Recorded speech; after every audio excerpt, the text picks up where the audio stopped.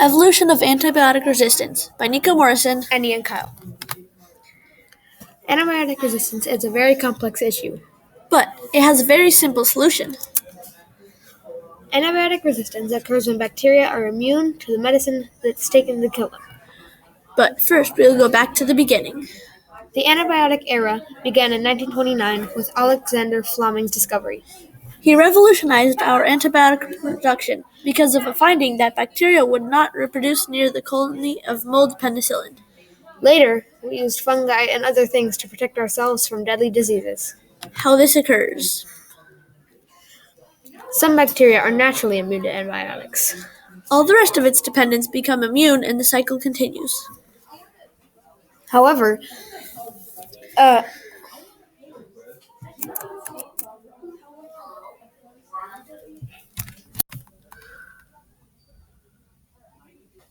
then all the next generations of the bacteria will be immune to medicine. This occurs when the bacteria is immune to the effects of the current medicine. The few bacteria survivors reproduce and make more of their bacteria. Dang it, I'm so bad at this. This is what's going to happen. When bacteria produce new offspring, that offspring will automatically be immune to the medicine. About antibiotic resistance. Antibiotic resistance is caused when bacteria survive the doses of antibiotics, or people stop taking them before the prescribed doses. A few bacteria then pass on their resisting genes for future generations to be resistant. This means all the bacteria down the line will be resistant to all antibiotics. Can bacteria lose their resistant traits? Well, yes, they can. This process is much slower and it's very rare. It can make future bacterial generations respond to antibiotics. How to stop this issue? There's no proven way to stop antibiotic resistance, but there is a way to slow it down. If you do not take an antibiotic for a viral infection like the flu or the cold, then antibiotic resistance will slow down. Therefore, if you take medicine that you don't need, antibiotic resistance process will speed up. However, these drugs have been used so widely for so long that the infectious organisms the antibiotics are designed to kill have adapted to not die from them. What we can do for this issue. No matter what we do, bacteria will always find new ways to be resistant.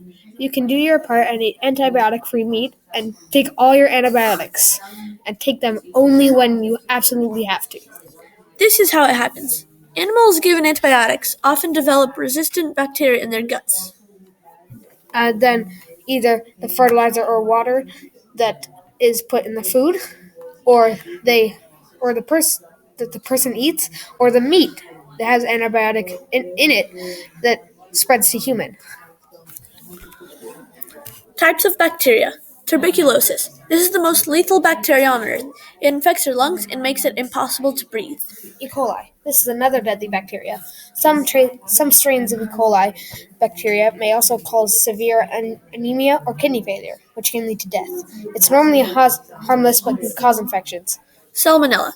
This is caused by eating uncooked poultry. It is fatal. Symptoms include diarrhea, fever, and abdominal cramps. Most people recover without treatment, but if you're unlucky, you may need to go to the hospital because of serious diarrhea and dehydration. Pause.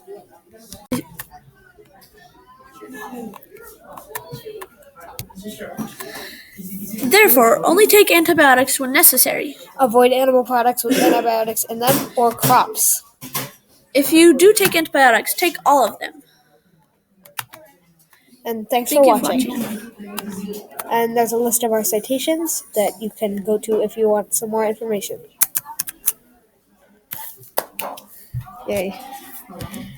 I'm so hot,